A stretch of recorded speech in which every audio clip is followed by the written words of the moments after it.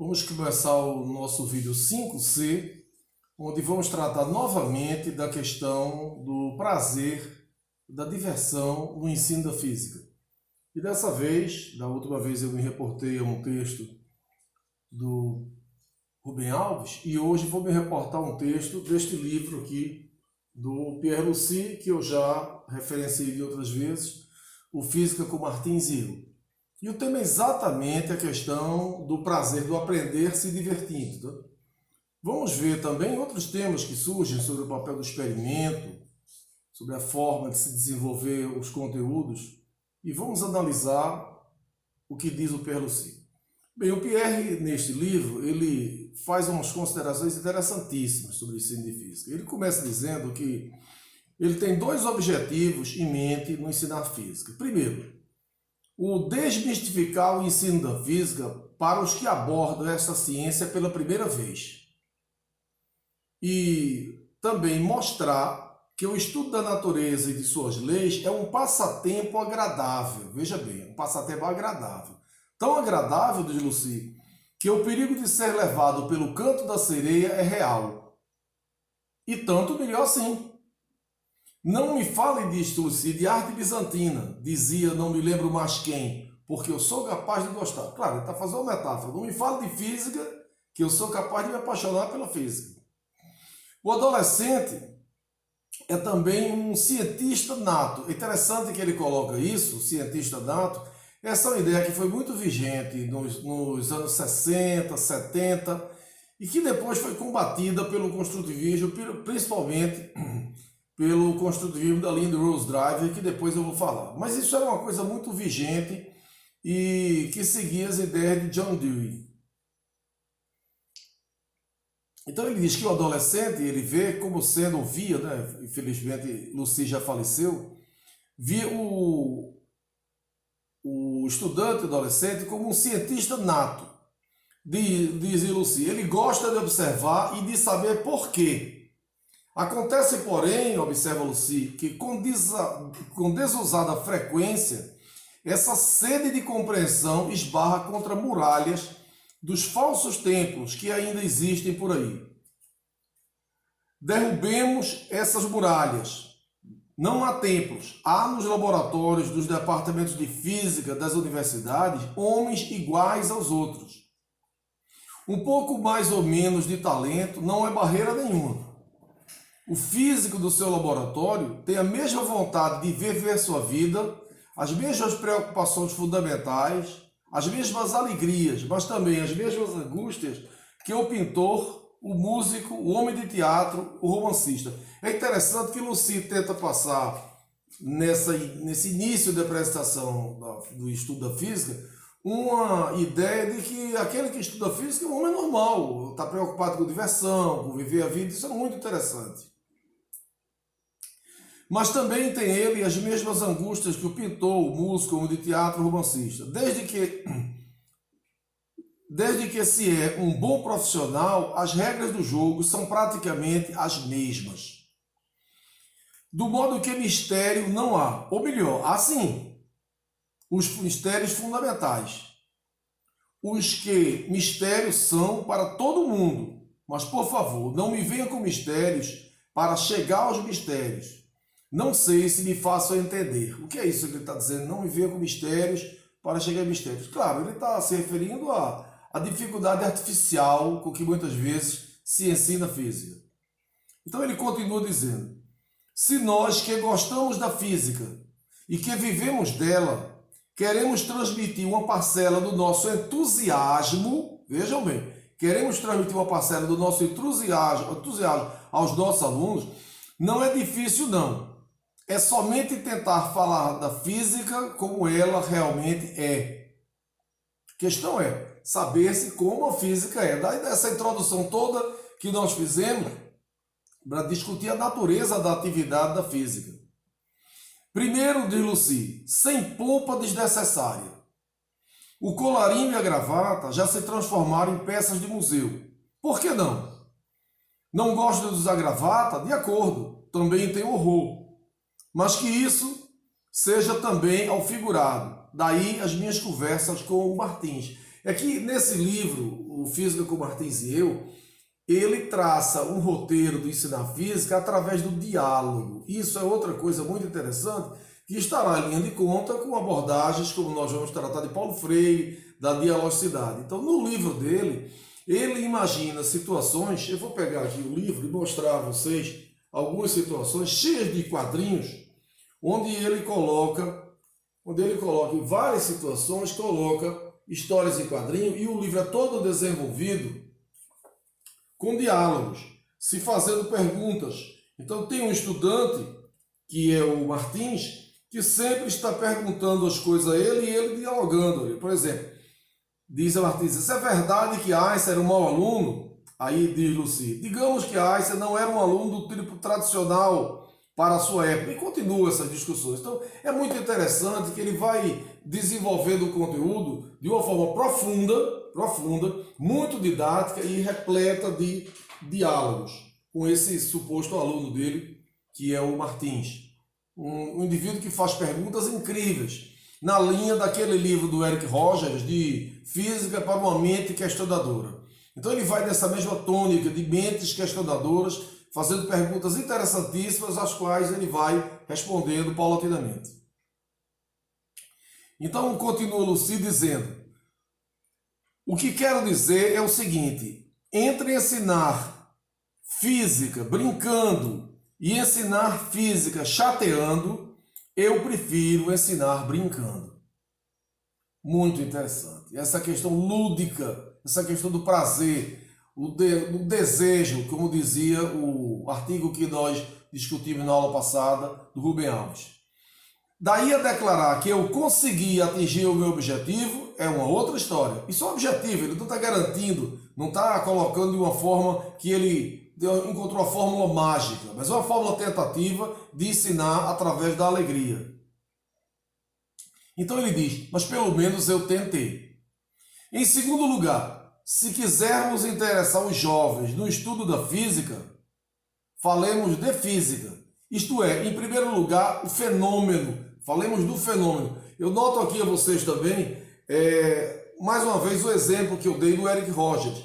Lembra-se quando eu falei em aula passada que o Eric Rogers, no capítulo de capilaridade, ele diz: é preciso enriquecer o vocabulário, é preciso enriquecer a vivência. Então o Eric Rogers sugere uma série de experimentos muito simples, como por exemplo, abre uma torneira, deixa a torneira muito lentamente o pingo se formar e vai abrindo bem devagarzinho. Depois ele coloca um pingo numa superfície de vidro, depois coloca um pingo numa superfície de madeira, um pingo numa superfície de madeira encerada e vai observando várias coisas, até que ele enriquece com isso as vivências observacionais e começa então a discutir coisas a introduzir conceitos sobre essa vivência enriquecida.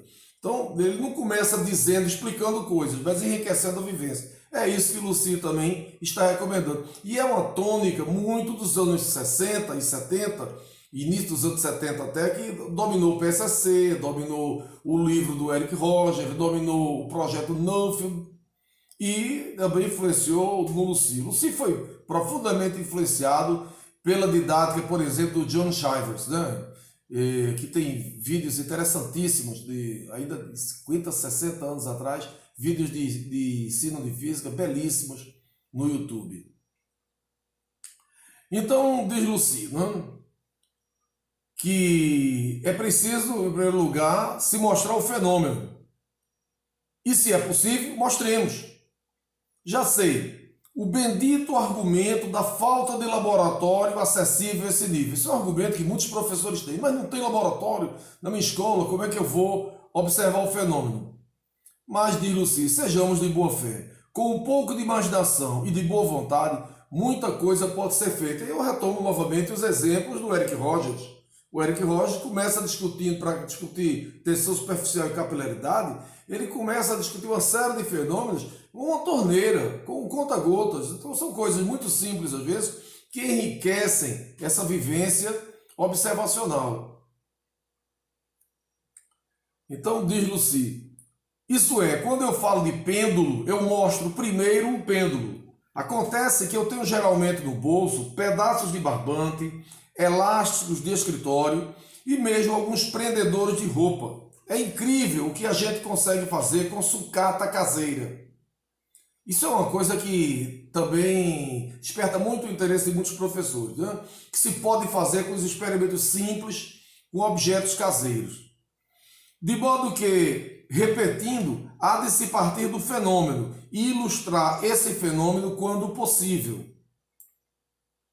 Se não for possível, diz Lucy, tentemos pelo menos trazer do texto um pouco de laboratório. Eis porque o livro que ele escreveu, principalmente o segundo volume, esse aqui é o primeiro, né?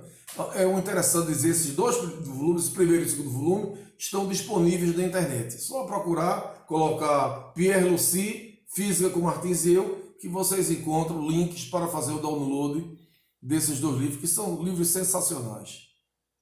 Totalmente heterodoxos, diferente desses livros esquemáticos que tem por aí, são ainda o tipo dos antigos exames vestibulares, né?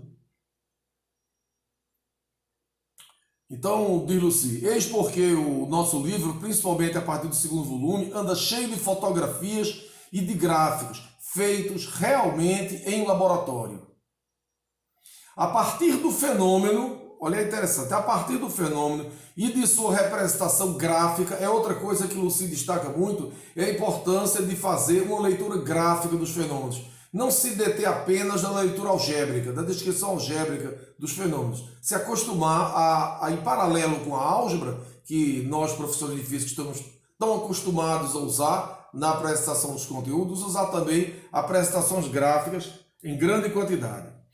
Então, a partir do fenômeno e sua representação gráfica, tentemos desenvolver aquelas qualidades tão importantes para quem passa da infância para a maturidade. O bom senso, a intuição dirigida, a observação, o senso crítico, em resumo, a arte de raciocinar bem. Perdoe-me por grifar esse bem, porque ele coloca realmente um grifo, raciocinar bem, grifado. É que tanta gente raciocina mal a partir de premissas falsas. Interessante ele dizer isso, e como a gente tem atualmente essa coisa dos negacionismos, né? Eu citei em aula passada negacionistas que falam, sustentam o criacionismo a partir de premissas falsas, né? A partir de uma lei vesga, uma leitura vesga da segunda lei termodinâmica. Então, a partir de premissas falsas se sustenta qualquer maluquice, né? Então ele diz, perdoe por grifar esse raciocinar bem. É que tanta gente raciocina mal a partir de premissas falsas que o verbo raciocinar já perdeu muito de sua força de expressão. É mesmo, né? Quando a gente vê essas fake news e essas maluquices que hoje dizem terraplanismo, mãe não foi à lua, vacina faz mal, não existe mudança climática, coisa dessa natureza, né? Raciocinar mal é muito fácil, né? E conduz à loucura, né? Mas voltando àquelas qualidades que eu enumerei antes, veja, são no fundo as qualidades que todos nós gostaríamos de reconhecer em qualquer cidadão bem formado. Veja, em qualquer cidadão. Portanto, Lucy está preocupado não apenas de ensinar física para você compreender a natureza, mas para você ser um bom cidadão. Porque aquelas qualidades do bem pensar, do arguir, do exigir evidências, não simplesmente aceitar, porque eu acredito, é uma coisa que é muito importante no próprio exercício da cidadania. Essa é uma questão também dessa ligação entre ciência e cidadania que vai retornar quando nós discutirmos outros autores, como por exemplo o Paulo Freire.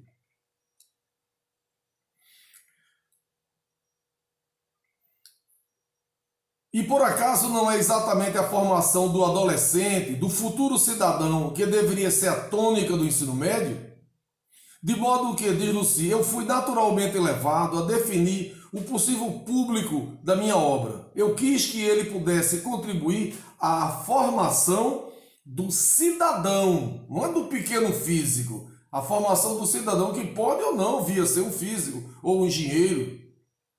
Eu uso essa palavra, formação, no mais amplo sentido, evidentemente. Por essa formação, como essa formação se processa geralmente numa faixa de idade que situa o adolescente no ensino médio, então a minha obra é destinada ao ensino médio.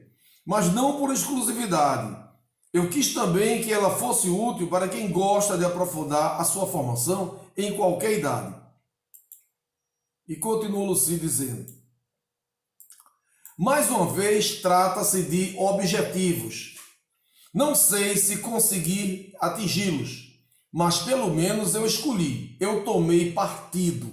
Novamente, uma coisa interessante. Se você acredita em certas ideias, não adianta porque se esconder daquilo que você acredita, né? Você tem que tomar opções. Eu escolhi certos tópicos e eliminei outros que me pareceram pouco propícios à formação. Outra coisa muito interessante, né? Há muitos tópicos do ensino da física que são completamente irrelevantes. Como, por exemplo, se passar um ano inteiro ensinando cinemática. É um absurdo, né? Isso acontece frequentemente. E se deixa de lado vários conteúdos importantíssimos, como, por exemplo, a discussão das ondas. É muito comum que em vários colégios se passa 3 anos do ensino médio e não se estuda ondas. Aí ele diz, querem exemplos? Pois não. Eu trato em termos elementares a teoria cinética dos gases, porque há um modelo simples que permite entender o que é pressão em um gás e temperatura. Mas não falo de hidrostática, porque não existe nesse nível nenhum modelo que permite entender o mecanismo da pressão em um líquido. Muito interessante, porque geralmente se ensina hidrostática de uma forma quase que decoreba, né? Mas os modelos realmente de se entender com uma pressão, o que há de semelhante entre uma pressão e uma tensão, são modelos que não são simples, que se você quer aprofundar essa sua compreensão. Eu demoro no estudo dos pulsos e das ondas que se propagam em meios elásticos, porque assim fazendo, eu construo uma base sólida para o estudo dos fenômenos da difração e da interferência na óptica. E o estudo desses fenômenos é formativo, não é somente informação. Ele é um estudo formativo que tem consequências futuras para a compreensão de vários outros conteúdos da física. Porque eles conduzem a uma compreensão melhor da física do átomo. Mas eu não daria nenhum passo a mais no sentido da formação ao enumerar as leis das cordas ou dos tubos sonoros. Por quê? Porque isso é uma coisa específica, é uma coisa tópica. Eis porque não há acústica neste livro. Eu quero dizer o seguinte, diz Lucy: quem entendeu o mecanismo de propagação de uma onda e a formação de ondas estacionárias em geral, aprenderá em 15 minutos o que ele precisa saber de acústica, quando e se ele precisar. E continua: eu estudo a interação elementar entre um condutor e um campo magnético. Isso me leva a entender melhor a conexão, o dualismo entre campo elétrico e campo magnético. Mas eu não estudo os motores, porque isso é técnica. Veja que aqui Lucy apresenta um ponto de vista dele muito em consonância com o dos anos 60, do PSC, do Eric Rogers, do Duffy, de partir do simples para o complexo e não necessariamente se envolver em questões técnicas. Outras abordagens, o Duffy já tinha algumas aplicações técnicas. Outras abordagens, o Physics Plus americano, o Graph brasileiro, vão dar uma ênfase muito mais a essa questão técnica. Vão até tentar extrair certas leis da física da discussão, da decodificação dessas questões técnicas. Então são pontos de vista diferentes e defensáveis. Não são clássicos, não são tradicionais, mas são pontos de vista diferentes. De apresentar fenômeno simples por complexo e se atendo das coisas fundamentais, como defende o Lucy, e evitando discussões técnicas. E outro ponto de vista que nós vamos discutir no futuro e outros tipos de abordagem, que dão exatamente o destaque a essas questões técnicas para que delas se extraia a física. Mas isso eu vou discutir em aulas futuras. Nesse momento vamos seguir o pensamento que o Lucy está discorrendo. Então diz Lucy: mas eu não estudo os motores porque isso é técnica, é informação e não formação. Bem, realmente, se você coloca somente como informação, ele tem razão. Mas se você parte dessa discussão para dela extrair as leis que presidem aquele funcionamento daquele instrumento, se tem uma outra tônica completamente diferente e que já foi seguida em várias abordagens, em vários livros que existem pelo mundo afora, inclusive, como eu falei, no Brasil, no caso do Greve. Mas nem tanto ao mar, nem tanto à terra. Na aula, ao comentar a interação elementar, eu cito, evidentemente, os motores como exemplo. Nem tanto ao mar, nem tanto à terra. Ele também faz uma concessão de algumas coisas aplicadas quando ele vê relevância, mesmo nessa abordagem dele, do simples para o complexo. E assim por diante, dizer. Eu tomo posição quanto à maneira de expor. Fujo tanto quanto possível do formalismo matemático. Quantas discussões amigáveis tive sobre o assunto de fugir do formalismo matemático. Continuo firme, diz Lucy, cada vez mais, não por teimosia idiota, expressão do Lucy, não por teimosia idiota, mas por convicção. Esclareço, não sou contra a matemática na física. Seria tão imbecil e inócuo como ser contra o tear mecânico na tecelagem. Conheço bastante a física, e conhecia mesmo, para saber que o formalismo matemático é uma linguagem. Veja que interessante, é uma linguagem, uma ferramenta indispensável, mas cujo domínio deve suceder e não anteceder a percepção. Como ele dizia, primeiro um fenômeno. Então, evidentemente que das primeiras apresentações dos conteúdos se tem que fazer um número grande de simplificações para se conseguir construir uma idealização que seja facilmente matematizável. Se na primeira abordagem nós já quisermos fazer um modelo muito completo, com poucas simplificações e com muita matemática, a física vai se tornar incompreensível para a maioria dos estudantes. Por isso que se apresenta certos conteúdos e se revisita esse conteúdo em apresentações futuras. Aí ele diz, se não me entendem, tento explicar. Vocês podem ensinar uma criança de 2 anos a dizer maçã, a palavra. Ela dirá maçã, mas não saberá o que é aquilo, a não ser que você mostre a ela uma maçã. O objeto, o fenômeno, aquilo que pode ser visto. E se vocês deixam a criança brincar com maçãs, comer as maçãs, eventualmente ela saberá o que é a coisa, mesmo sem saber ainda como se chama. Novamente, a paralelo com o que diz o Eric Roger. Dar nome às coisas não é conhecer as coisas. E infelizmente, o nosso ensino de ciências, de física especificamente, é o ensino de muitas das vezes dar nomes. O indivíduo não entende certo. O que é isso aí? Isso aí é indução eletromagnética. Aí o estudante se cala, só deu um nome. Não entendeu o que é o fenômeno, coisa nenhuma. Aí novamente ele diz, mais uma vez, o fenômeno primeiro. De modo que, voltando à minha tese, eu estava dizendo que fujo do formalismo matemático na medida do possível.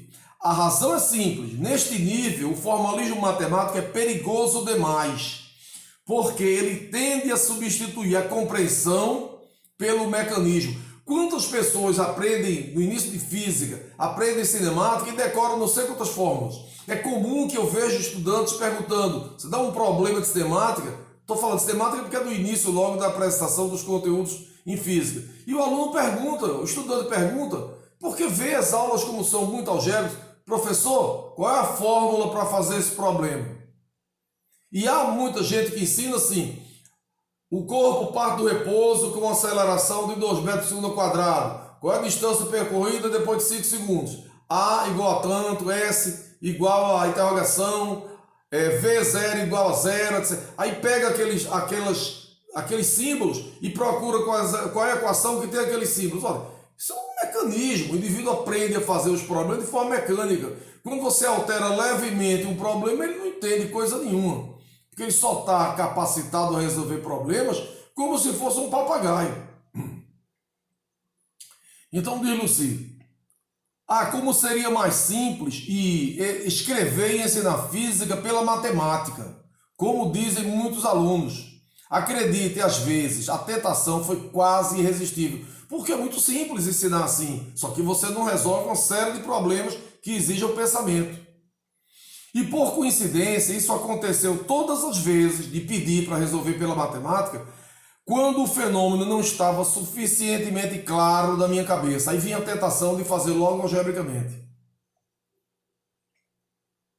Quantas vezes eu tive de resistir para parar a tentação e pensar em termos de física, em vez de simplesmente puxar o botão, quer dizer, ligar o piloto automático, pegar os símbolos, jogar na equação, fazer os cálculos e a resposta é essa, sem saber absolutamente o que está fazendo. O que equivale a confessar que aprendi muitas coisas nas minhas conversas com o Martins, ou seja, nas perguntas, nos diálogos com os seus alunos.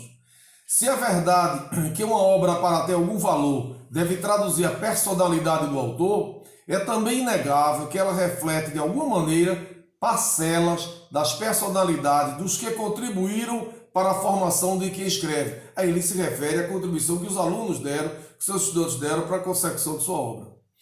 Nesse sentido, é com prazer e com grande honra que eu pago meus tributos de gratidão aos que tiveram um papel significativo na formação de minha personalidade profissional.